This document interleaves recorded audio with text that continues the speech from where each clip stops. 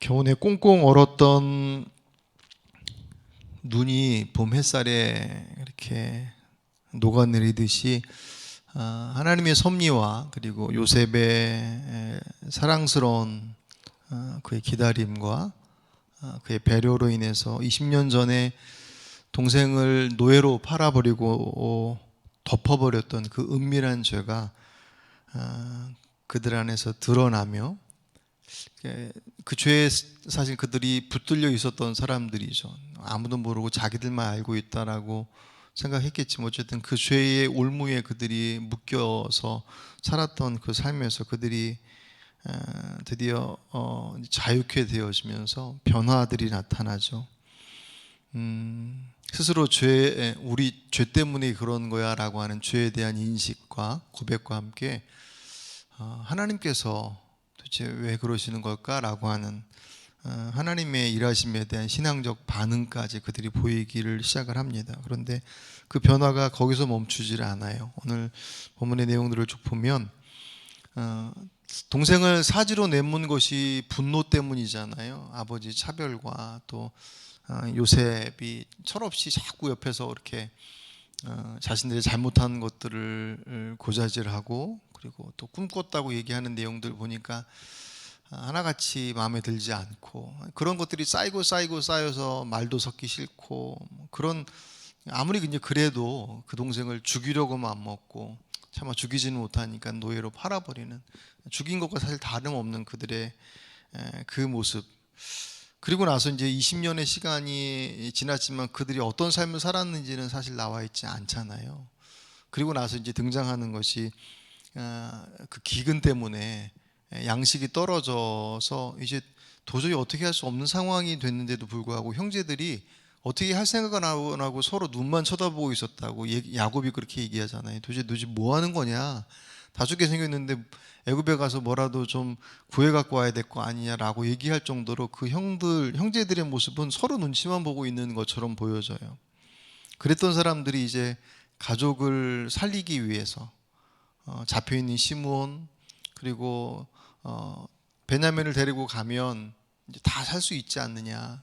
그리고 어제 말씀 보니까 우리가 구체적으로 그 내용은 구체적으로 살피지는 않았지만 요셉이 했던 얘기 중에서 그렇게 하고 나면 너희들이 정탐꾼이 아니니 자유롭게 와서 무역해라, 팔고 사는 일을 할 수 있도록 해주겠다라고 하는 그 얘기까지 해다른 내용이 다 들어가 있지 않습니까?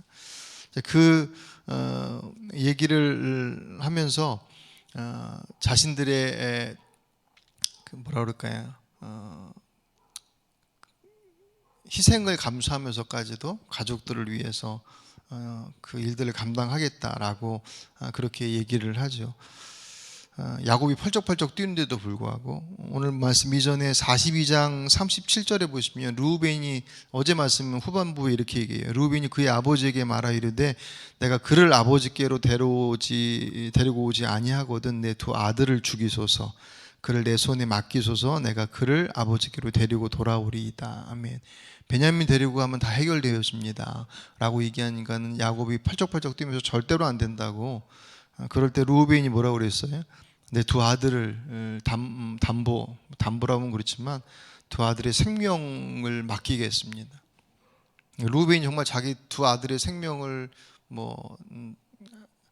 맡긴다 그래서 야곱이 손자를 죽일 리도 없겠고, 하지만 르우벤이 얘기한 것의 의도나 의미는 충분히 우리가 알 수 있죠. 그죠? 서로 자신의 것을 이렇게 감추고 그 안에 자기들의 눈치만 보고 있었던 사람들이 자기 희생을 과감하게 드러내고 있습니다. 오늘 본문에서 계속 얘기하고 있는 유다도 마찬가지죠. 오늘 9절을 좀 같이 보시면 9절 보실까요? 내가 그를 위하여 담보가 되오리니 아버지께서 내 손에서 그를 찾으소서. 내가 만일 그를 아버지께 데려다가 아버지 앞에 두지 아니하면 내가 영원히 죄를 지리이다. 아멘. 유다는 자기 스스로가 담보가 되겠다고 얘기를 합니다. 제가 다 책임지겠습니다. 그렇지 않으면 다 죽습니다. 어떤 유다의 진심이 사실 그 안에 들어가 있습니다. 뭐 때문이냐면 자신이 어떤 이익을 위해서가 아니라 가족들을 위해서, 우리 아이들과 우리 모두가 살려면 그렇게 해야 됩니다라고 하는, 그것에 무슨 베냐민에 대한 어떤 시기나 아버지 야곱에 대한 원망이나 그런 것들이 있는 것이 아니라 정말 순수하게 가족들을 위한 자신들의 희생이 그 안에 들어가 있잖아요. 그러니까 이것을 보면 하나님께서 그들의 인생 가운데 들어가셔서 움직이기 시작하면 그들의 변화는 어떻게 바뀌어지냐면 이기적인 삶에서 이타적인 삶으로 자꾸 바뀌어져요. 나만을 위한, 나를 위했던 인생의 자리들이 남을 위한 삶의 자리로 그 삶의 방향들이 바뀌어지는 것들을 보게 됩니다. 그런데 정작 사실은 이 모든 상황에 대한 것들을 컨트롤하고 주도해야 될 야곱만 안 바뀌어져요. 계속 고집 부리고 있습니다. 사실 본문을 보면서도 그런 생각이 좀 들어요. 이 형들이 바뀌긴 하지만 바뀌고 있는데 진짜 그 형들이 20년 동안 어떻게 살았을까라는 생각을 해봐요.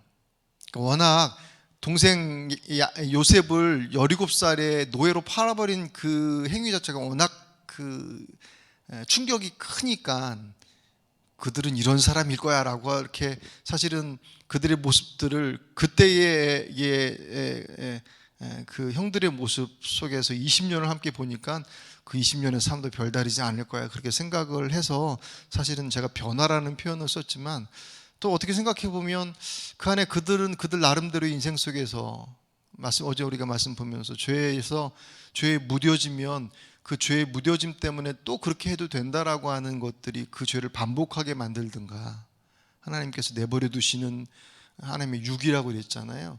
그것은 이미 심판이 그 안에 임한 것과 다르지 않다고 했고 혹 죄에 대한 인식을 가지고 있다고 한다면 거기에 대한 용서를 받지 못하고 해결받지 못하면 그 죄책감에 붙들려 있는 인생이 되잖아요. 형들이 둘 중 안에 하나였을 것 같아요. 근데 구체적으로 그들이 막 그렇게 동생 요셉을 보내버렸던 것처럼 그렇게 끔찍한 일을 20년 동안에도 또 같이 반복했는지에 대한 것은 성경에 사실은 내용들이 나와 있지는 않아요. 뭐 그랬을 수도 있고 또 어차피 나온 내용이 아니니 반대편에 있는 그렇지 않다고 한다면 그들은 동생을 팔아버린 것 때문에 갖게 되었던 그 죄책감이 그들의 삶을 쥐어 틀어놓고 있을 수도 있어요.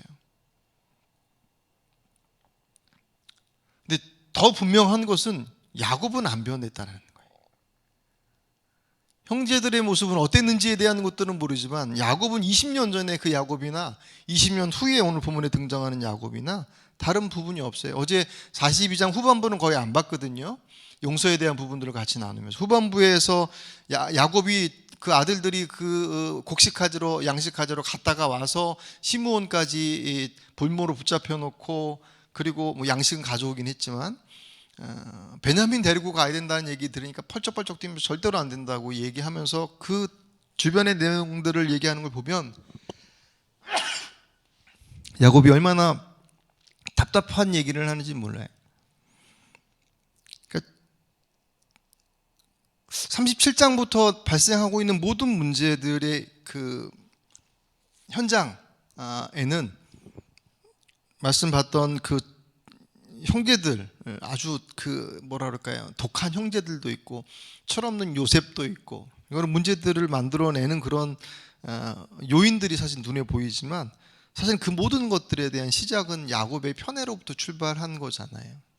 그죠? 지독스럽게 요셉을 사랑한 것 때문에 그것이 그냥 마음속으로 사랑한 것으로도 모자라서 밖으로 드러내서 채색옷을 입히고 하는 일을 구별을 시켜버리고 하는 그런 눈에 보여지는 그러니까 오늘 보는 본문 이전에 여러분 42장 36절에 보시면 38절에 보시면 뭐라고 되어 있냐면 야곱이 이르되 내 아들은 너희와 함께 내려가지 못하리니 그의 형은 죽고 그만 남았습니다. 만일 너희가 가는 길에서 재난이 그에게 미치면 너희가 내 흰머리를 슬퍼하며 스울로 내려가게 함이 되리라. 여기서 뭐라고 그러냐면 다른 형제들한테 베냐민 절대로 못 데려간다 라고 얘기하면서 베냐민을 뭐라고 얘기냐면 너희들은 내 아들은 못 데려간다고 그렇게 얘기해요. 나머지는 그럼 아들이 아니겠어요? 그러니까 나머지 다른 형들이 들을 때는 내 아들 절대로 못 들어가. 요셉도 죽어서 떠났는데 내 아들 베냐민까지라고 하면 나머지는 아들이 아닌 거예요. 그것이 이미 그 이전에 20년 전에도 똑같았던 그들의 모습이 지금도 전혀 변하지 않고 있는.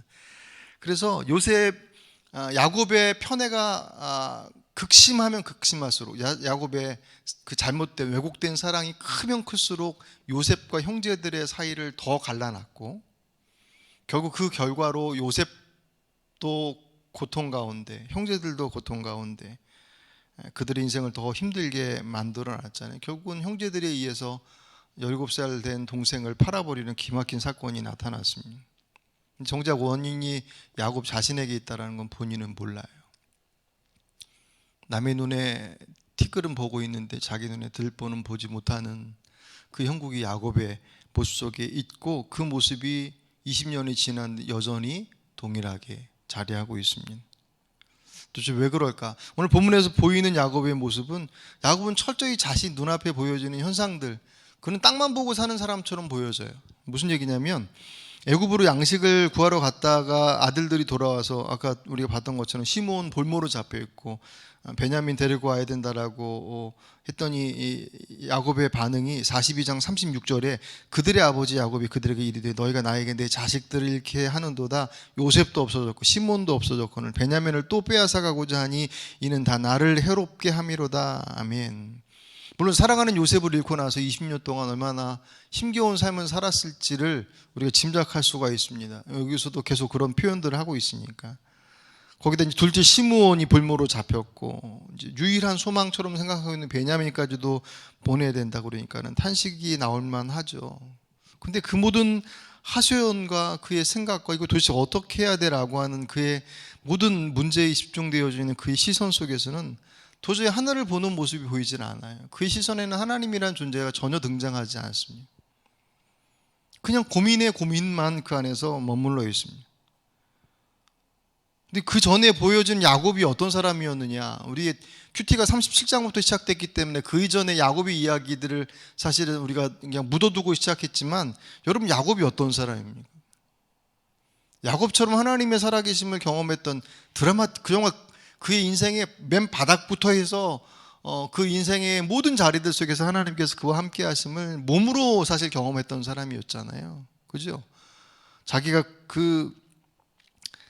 어쨌든 거짓말하고 속여서 형의 장자권과 축복권 빼앗고 나서 이제 어쩔 수 없이 떠나야 되는 상황 속에서 하나님께서 이미 그가 태중에 있을 때부터 그를 통해서 하나님의 믿음의 계보를 잇겠다고 하시는 그 말씀, 분명히 어머니를 통해서 들었을 거고, 그랬기 때문에 그 축복권과 장자권을 얻고자 하는 시도들을 야곱은 자기의 방법들로 취했잖아요. 그것 때문에 결국 집을 떠날 때 베델에서 그렇게 처량하게 돌베개 베고 자다가 그곳에서 하나님께서 와, 나와 함께 하시는구나 라고 하는 것을 경험하고, 그리고 거기서 하나님께서 약속하시잖아요. 네가 어디로 가든지 내가 너와 함께 하겠다고.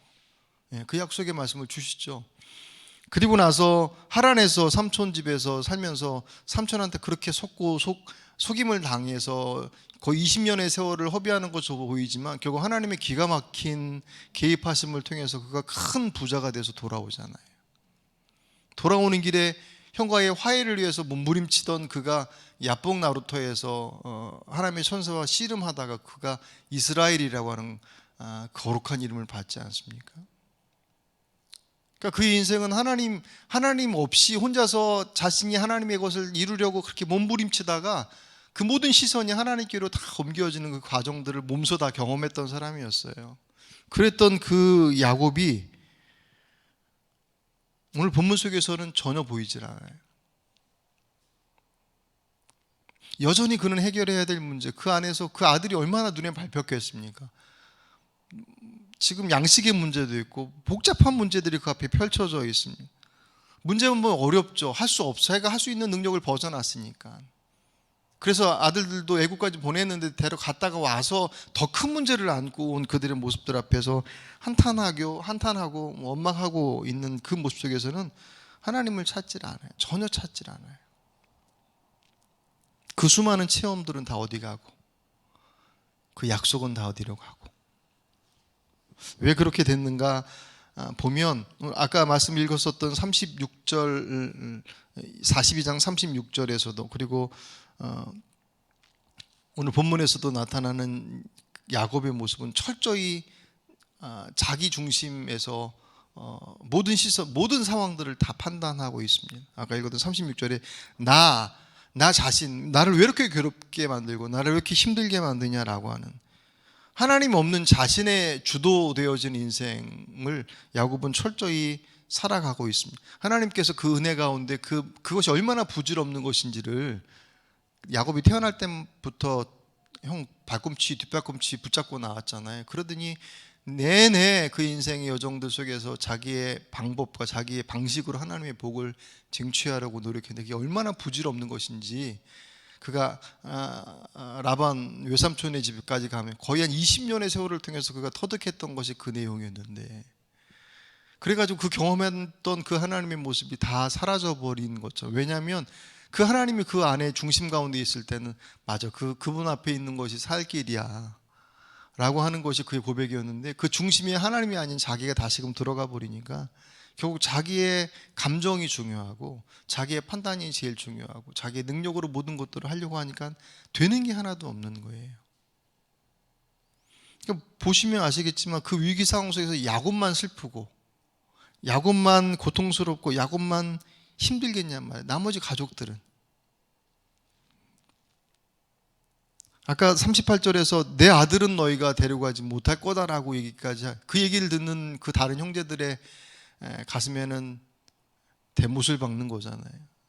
지금 이 상황 속에서도 여전히 야곱 아버지는 그 베냐민, 그 20년 전에 요셉 자기들이 그 잘못했던 것 때문에 지금 그것 때문에 벌 받는 것처럼 생각되어지는 그 와중 속에서도 아버지 야곱은 여전히 그 편협한 사랑을 그 안에서 벗어나지 못하고 있는 그 모습. 그러니까 자기 능력으로 그 일을 해결하려고 하니까 능력 밖의 일이잖아요. 그러니까 걱정이 될 수밖에 없죠. 안 되죠. 그거 어떻게 해요? 책임은 계속 밖으로 돌리고 있습니다.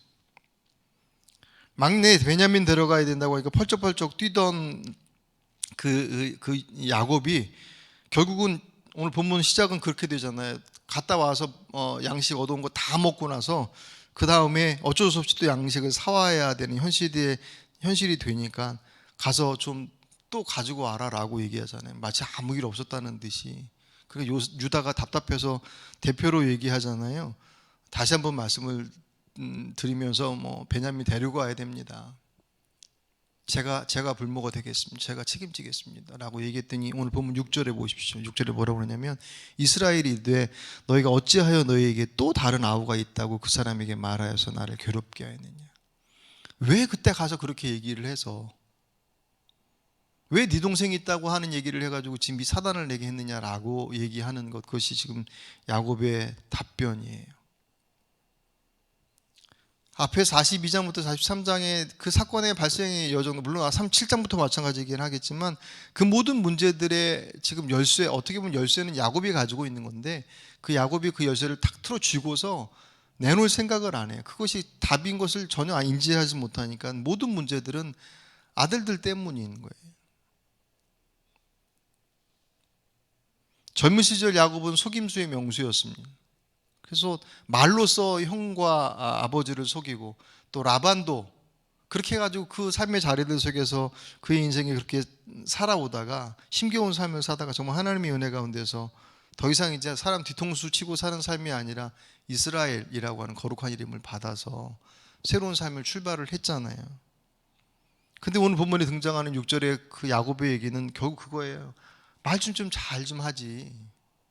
그렇게 해서 이렇게밖에 되지 않겠느냐라고 하는 모든 책임에 대한 부분들을 다 거기서 상대방에서 얻으려고 합니다. 그러니까는 야곱은 그거에 내가 할 수 없다고 판단되면 그냥 다 놔버리고 내가 할 수 있다라고 딱 판단이 돼버리면 수단과 방법을 가리지 않고 덤벼드는 사람입니다.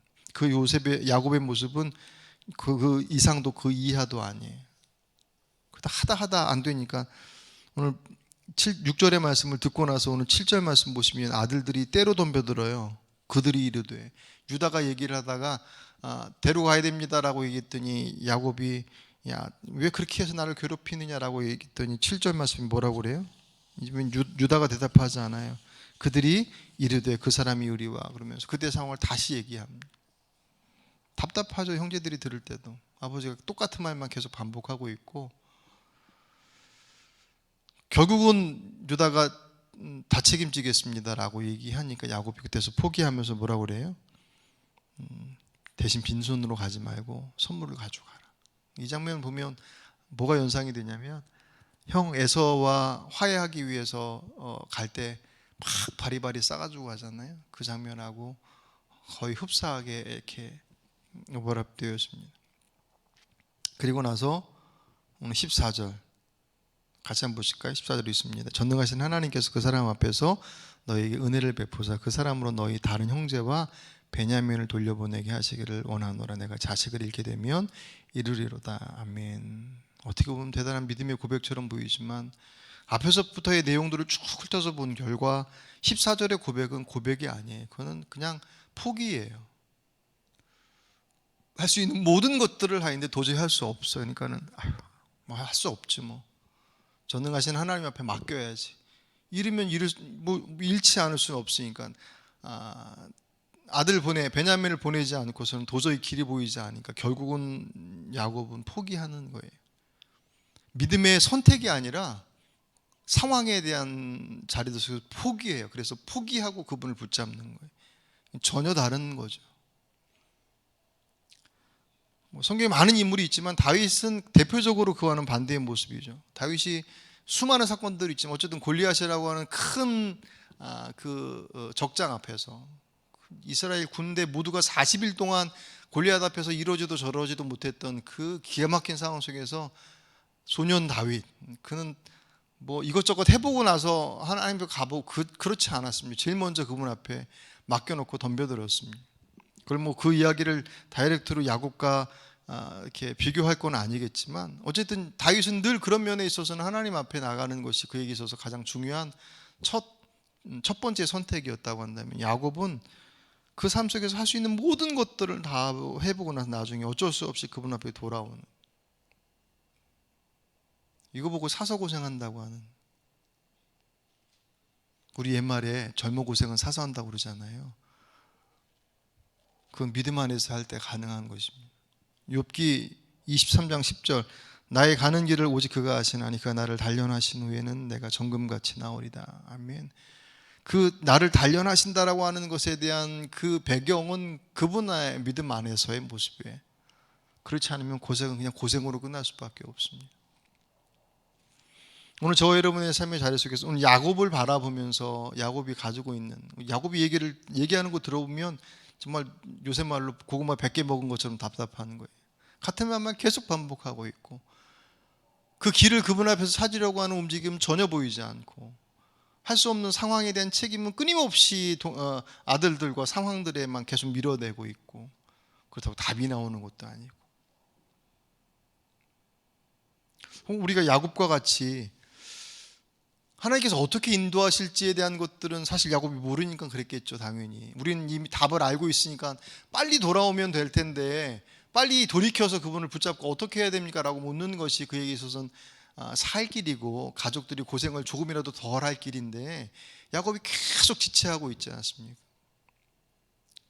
이미 약속은 주셨는데 언제 주셨어요? 이미 20년 전에, 20년 전도 그 훨씬 전에 그가 태어나기도 전서부터 하나님께서 그와 함께 하심을, 그를 통해서 믿음의 계보를, 하나님의 복을 전해 주실 것이다라는 것을 전에 듣고 그 고생을 하면서 몸으로 배워서 알아서 라반의 집에서 그 고생하면서 20년 동안 배웠던 내용들을 고스란히 20년 동안 다 까먹어서 이 상태에서는 아무것도 없는 것처럼 되어져 버린 야곱의 모습은, 그렇다고 해서 그가 그 신앙 다 잃어버렸겠느냐 할 때 그렇지는 않았을 거예요.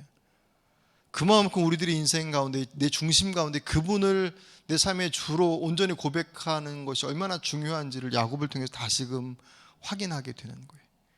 그와 같은 경험을 했던 사람도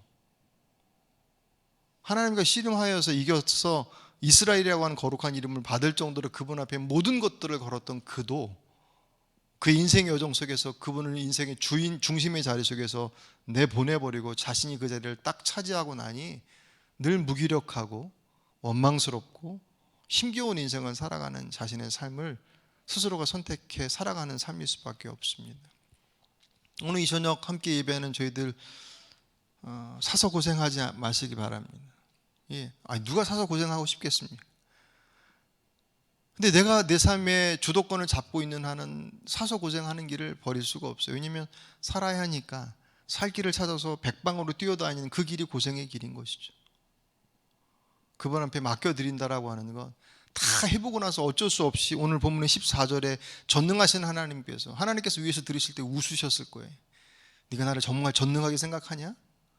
그랬으면 진작에 와서 찾아야지.